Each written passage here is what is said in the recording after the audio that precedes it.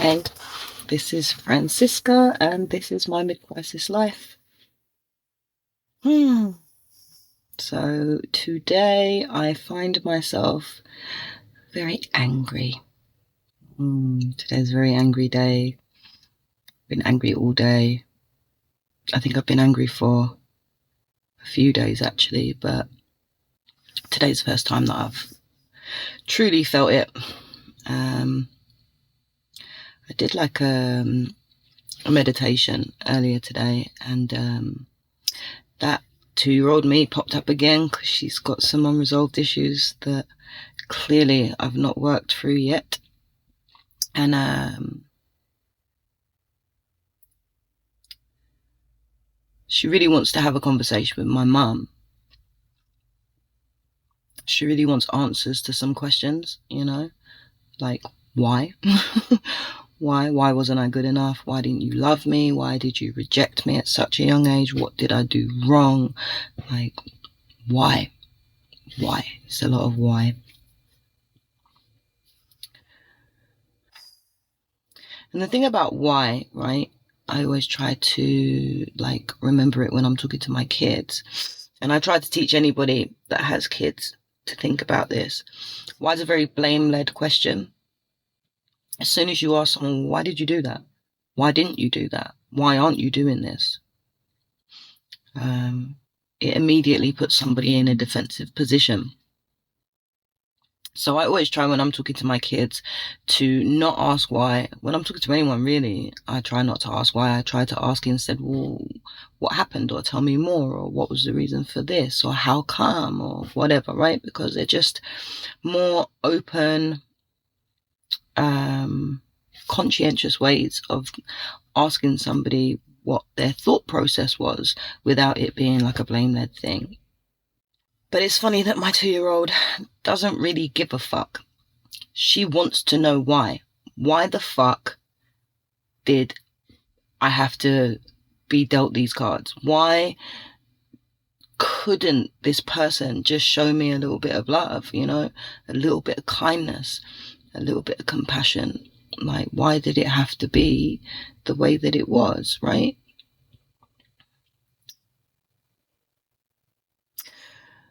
The problem is, though, is that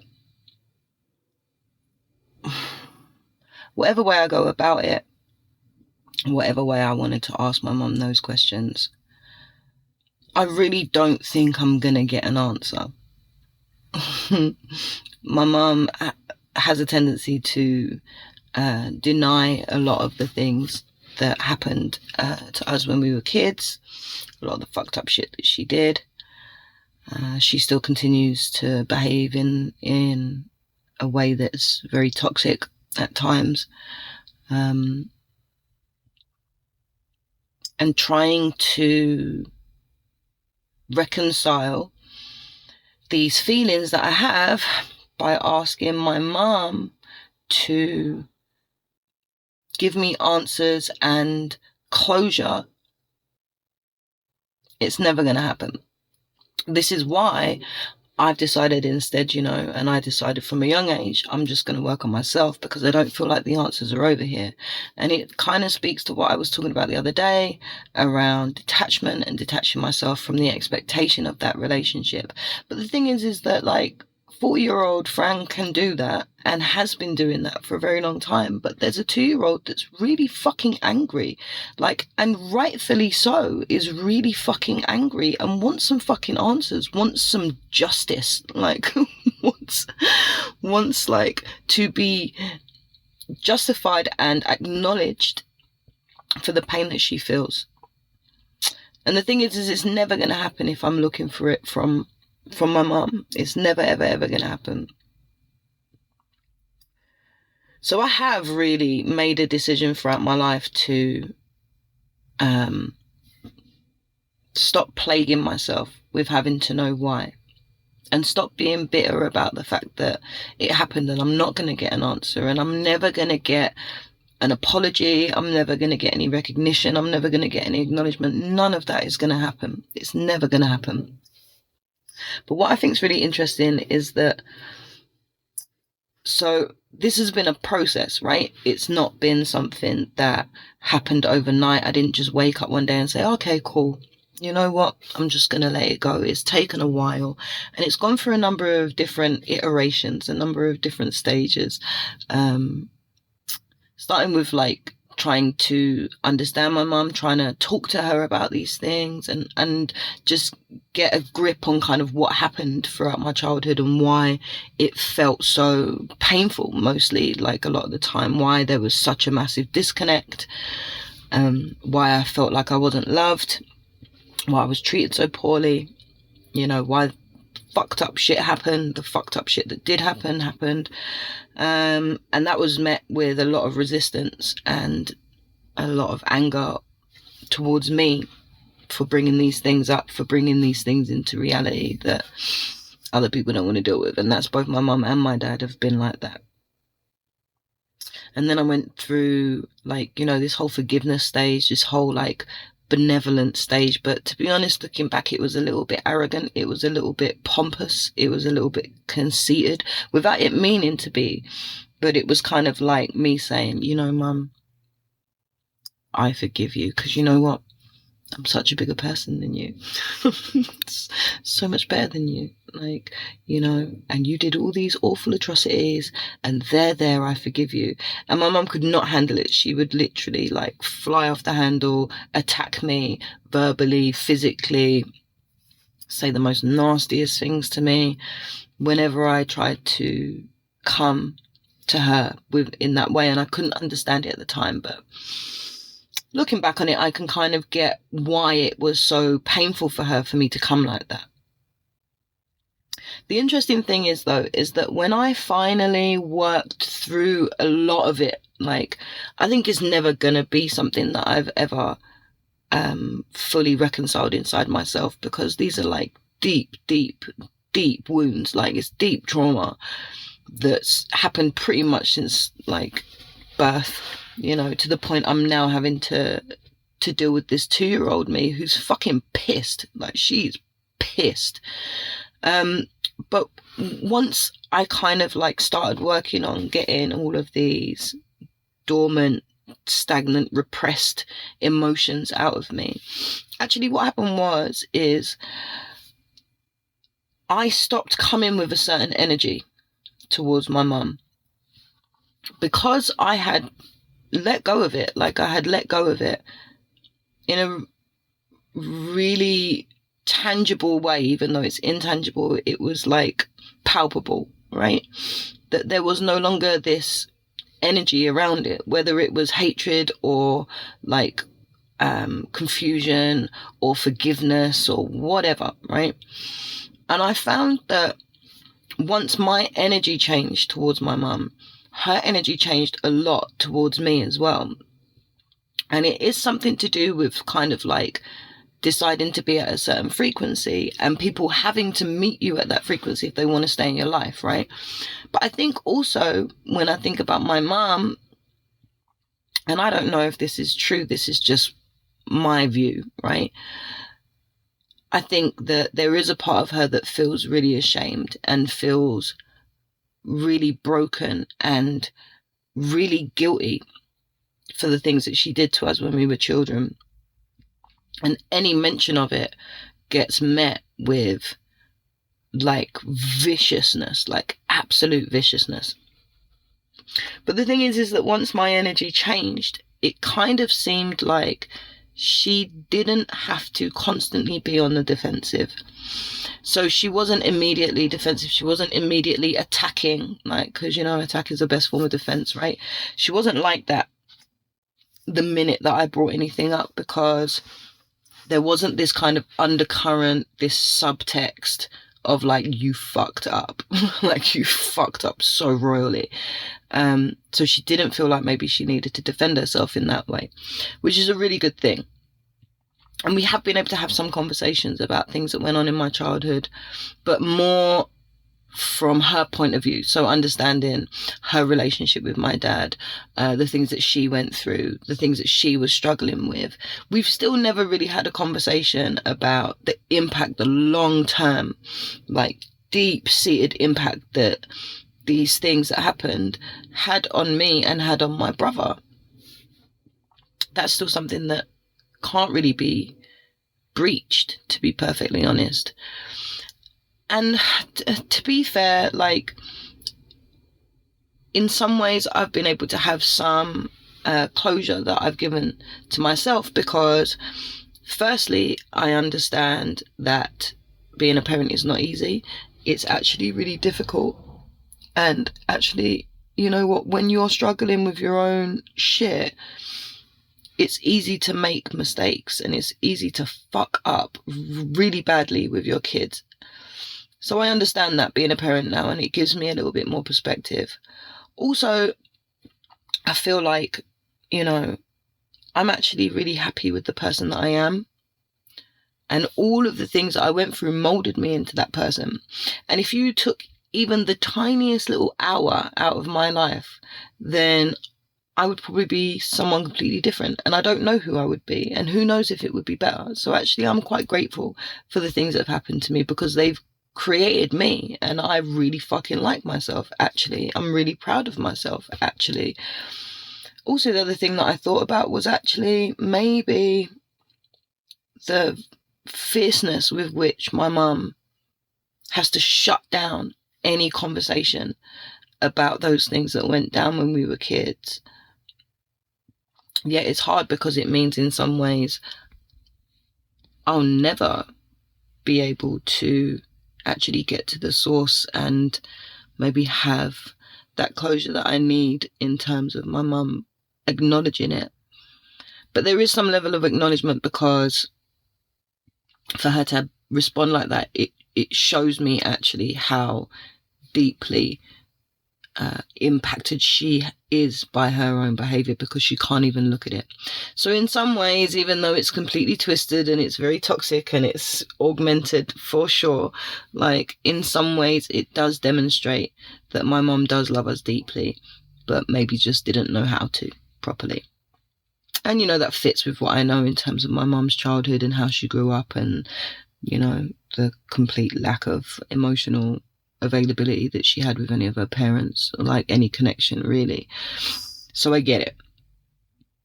But today, thinking about this whole like energy thing, so I have made a choice, and I make a choice every single day to, it's not even really like taking the higher road or, you know, turning the other cheek or anything. It's just like I've made a decision really actually just to let go of it, right? But going through this process and struggling as that 2-year-old who doesn't have any context, who didn't understand anything, who doesn't know what it means to be a parent or how much my mum was struggling, just needed to be loved and was rejected massively. And not just rejected like, nah, I'm not really that bothered, but rejected like, you disgust me. Like, I just, who could ever love you? That was kind of the message that I was given as a child. Her energy is completely different. And it shows, because that anger that I feel towards my mum isn't coming from me now in the present, it's coming from the past me, but it's still affecting the present right now. My mum's been pissed off today about stuff that she won't communicate. So it's more than likely just like her feeling like no one cares about me, I'm doing everything, why is everything all on top for me, why doesn't anybody help me? It's all about just really self-indulgent, me, my needs, nobody cares about me shit, right? But rather than say, hey, this is how I'm feeling, or this is what I need, or this is what I'm struggling with, she doesn't say anything. And then she's really passive aggressive and quite what's the word? Well, I'm not intimidated, but it's like intimidatory behavior, right? So it's that kind of like emotional abuse, like that kind of control and coercion that goes on, where someone makes you feel so uncomfortable that you're kind of walking on eggshells, and it's a way of controlling the environment around you. So 2-year-old me didn't really give a fuck today. 2-year-old me was like, the way you're behaving is not cool. Like, you need to cut that out. Like, because I don't have the bandwidth to deal with someone else's fucking dysregulated self. Like, I don't care for it today. And so yeah, I said to my mum, you're being passive aggressive, like, and it's not okay. You know, it's not okay to behave like that around other people. Her response was, I don't care. I'm like, well, you kind of have to care because there's other people here and you're not the only person that matters. Like, you're not the only person whose needs matter. Her response was, I don't care. And then she said to me, don't make me tell you what I really think of you, Francisca, because you will not like it. Kind of like a fucked up, nasty, twisted thing is that to say to your own child. Like, and it's like Exhibit A. It's like, yes, mum, I know that you don't like me.